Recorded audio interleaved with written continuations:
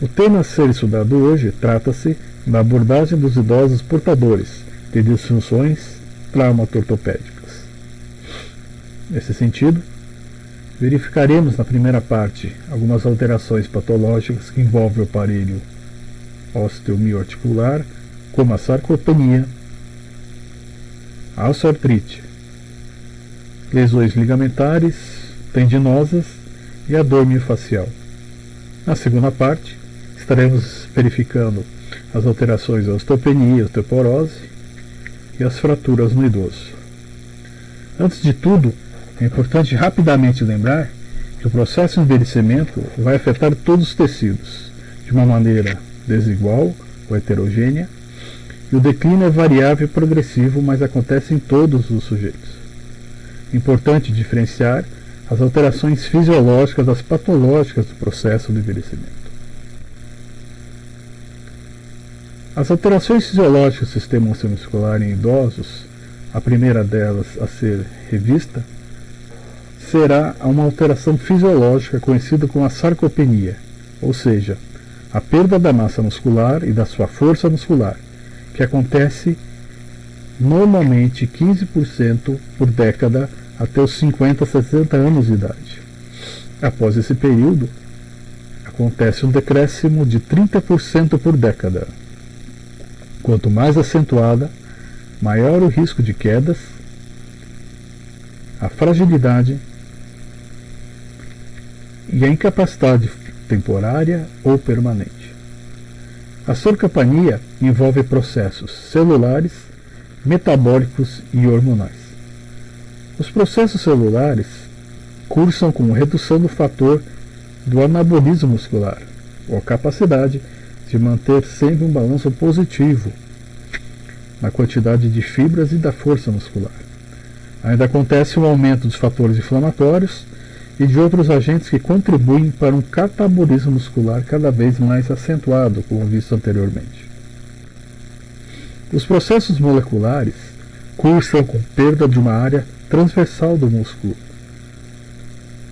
perda da inervação e principalmente de alguns receptores cutâneos de calor, frio e nociceptivos. E acontecem também mudanças adaptativas nas unidades motoras, lentas e nas rápidas, do tecido muscular, principalmente nas fibras que têm a resposta rápida. Acontece também, molecularmente, uma atrofia do músculo. Por exemplo, no jovem, a fibra muscular ela tem uma aparência de mosaico, e no idoso, a fibra muscular ela tem uma aparência de agrupamento de fibras semelhantes, como observadas no quadro que vocês estão visualizando à direita desse slide. A musculatura jovem e a atrofia que acontece pelo processo do envelhecimento. Notem a alteração do diâmetro, configuração do tecido muscular.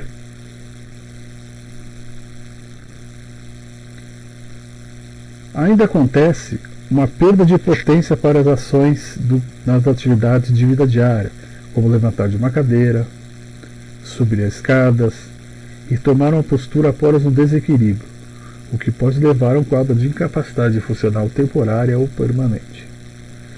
Ainda assim, observa-se um acúmulo de lipídios na fibra muscular, alterando seu componente de elasticidade. Os fatores hormonais da sarcopenia estão relacionados principalmente com o declínio do IGF-1, que é um fator de crescimento responsável por síntese de proteínas. Esse declínio provoca a diminuição da função da célula muscular. Ainda assim, encontramos aumentados fatores inflamatórios e endócrinos que favorecem a perda da massa muscular. Existe também uma teoria que corrobora com esse quadro de sarcopenia, que é a teoria do mecanismo oxidativo, onde a concentração de oxigênio causa danos no DNA da mitocôndria muscular, causando uma apoptose de células musculares. Ainda assim, encontramos uma perda de capacidade de regeneração da fibra muscular. Importante: todas as alterações acima descritas cursam com alterações em tendões e alterações ósseas, identificadas através de exames radiológicos, como a densitometria óssea, que estão relacionados com o quadro da osteopenia óssea, também que cursa com alterações dos hormônios sexuais, tanto em homens quanto em mulheres. Por fim, acontece uma diminuição da capacidade de suportar cargas, sendo assim, uma frequência maior e repetições de lesões dos mais variados graus e nas mais variadas estruturas do aparelho osteomioarticular. A sobrecarga e a falta de condicionamento tornam a presença de lesões do tecido musculoesquelético, tendões, ligamentos, entre outras, repetitivas, causada por uma tensão excessiva em todas as estruturas, em todo o conjunto das estruturas. Essas lesões, elas são agravadas por fatores como idade, alteração do teor de proteoglicano e colágeno nos tecidos, diminuição, a capacidade de adaptação a mudanças e a velocidade de mudanças adaptativas está diminuída. Situações mais frequentes que promovem degeneração da cartilagem em estruturas próximas cursam com alguns quadros patológicos que veremos a seguir, como osteoartrite, lesões tendinosas, que são inflamações agudas ou crônicas, com ou sem rupturas dos tendões, a síndrome miofascial, já vista na reumata, mas que faremos uma breve revisão, as fraturas, principalmente do fêmur na sua porção proximal, punho e vértebras, e a osteoporose. Osteoartrite, também designada como em alguns autores, osteoartrite como sinônimo de osteoartrose e artrose, que é diferente da artrite reumatoide. A osteoartrite é caracterizada por uma degeneração da cartilagem hialina e das relações ósseas ou dos tecidos circundantes a essa articulação ou a essa cartilagem. Acomete mais articulações de joelhos, quadril e a mão. Clinicamente, observa-se uma queixa da dor em movimento, rigidez por períodos prolongados de repouso, que dura esses períodos de repouso por menos de 30 minutos, meia hora, rigidez nessas articulações, nessas regiões mais acima mencionadas. Ao exame físico, encontramos muitas vezes edema sem aumento da temperatura da pele, a crepitação articular, que é aquele movimento distalido no arco do movimento, e as deformidades ósseas, principalmente as deformidades na coluna vertebral, como os osteófitos, e principalmente nas mãos, com a formação de alguns nódulos.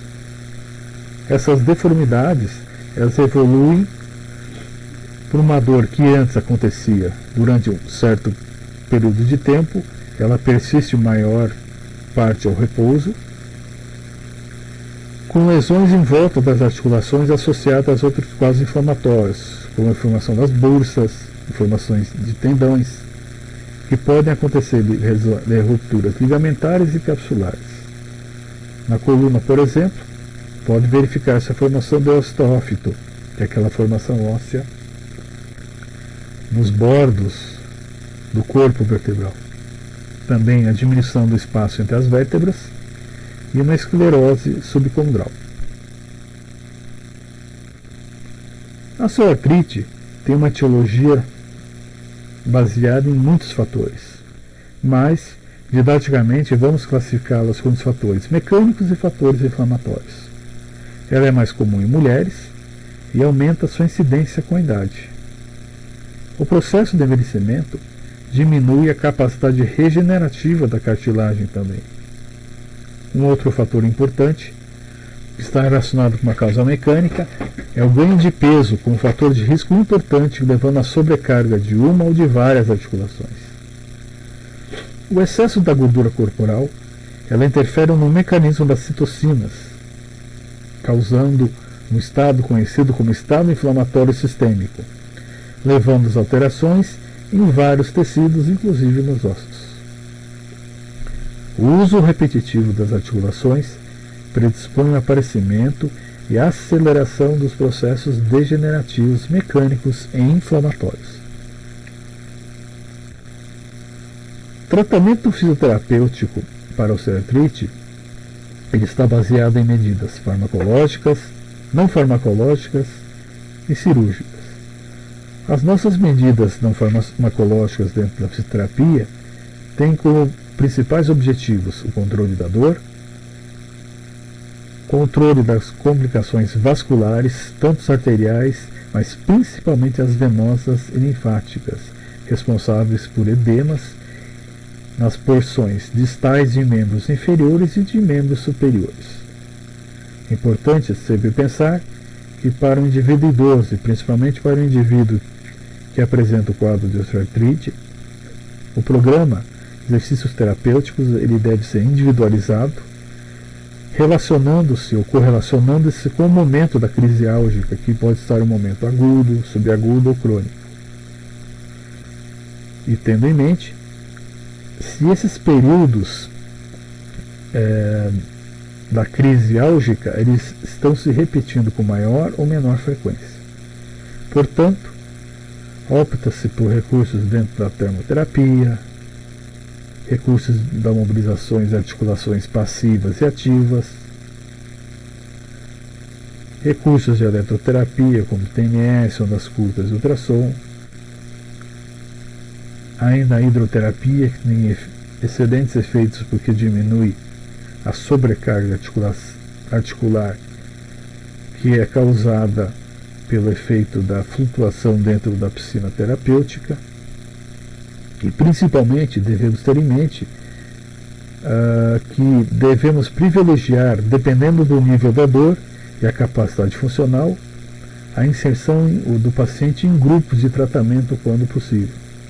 Não necessariamente a necessidade de grupos extensos, como 4, 5 ou 6 pessoas, mas grupos de 2 a 3 pessoas, para incentivar a socialização e a troca de experiências até o compartilhamento da situação de dor ou de limitação da capacidade funcional é importante para o paciente idoso, pois trata-se de uma patologia crônica com controle que não tem cura.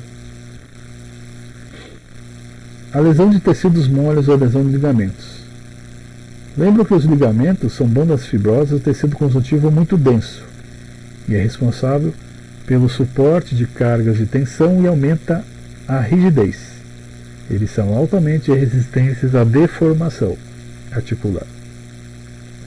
No envelhecimento, os ligamentos eles tendem a ficar frouxos e assim suscetíveis a lesões, aumentando os riscos de entorses e de luxações ósseas. São classificados como leve, moderados e graves, e o que determina a sua classificação de leve, moderado ou grave está relacionado com a extensão da lesão, os sintomas apresentados e as complicações funcionais decorrentes da lesão.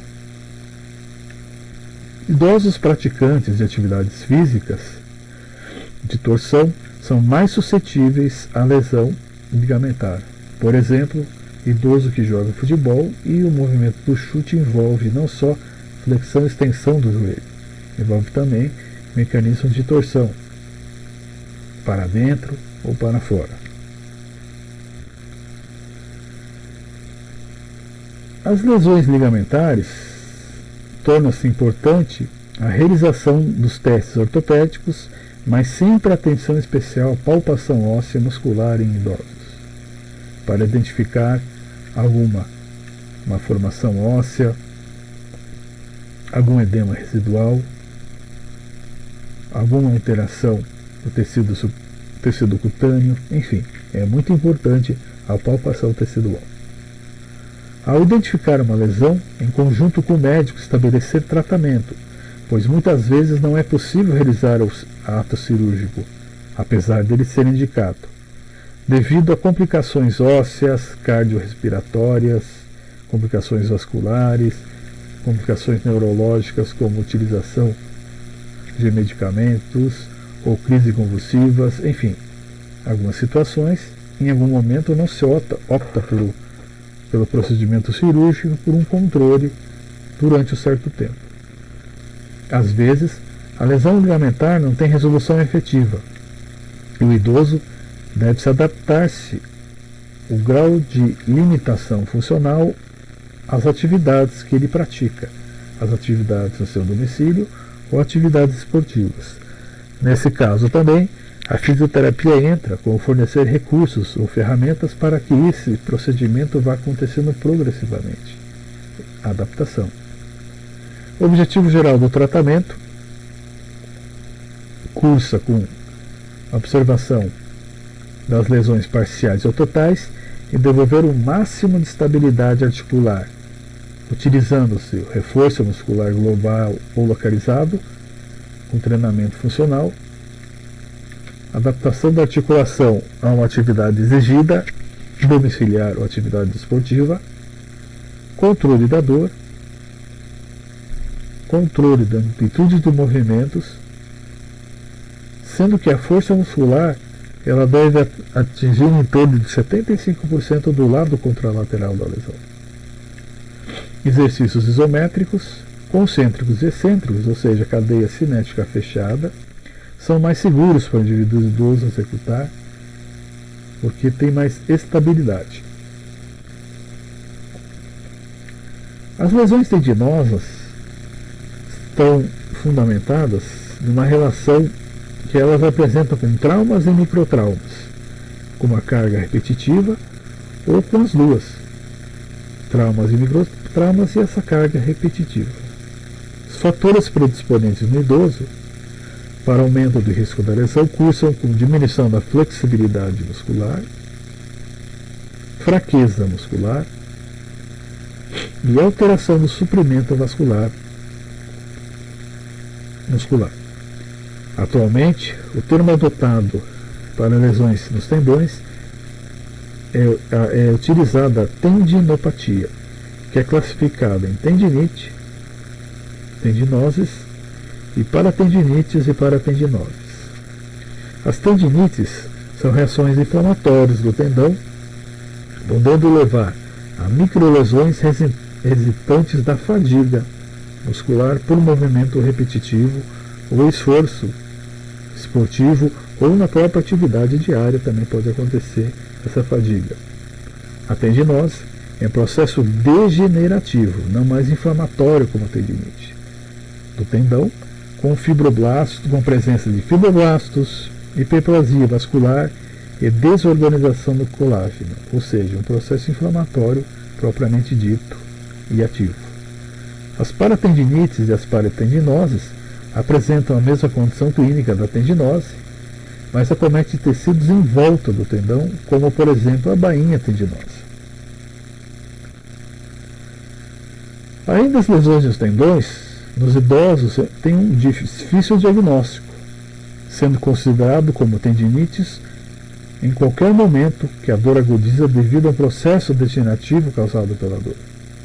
Então, nos tendões, é muito comum acontecer no paciente idoso um ciclo vicioso entre agudo e crônico, e a gente deve interferir nesse mecanismo.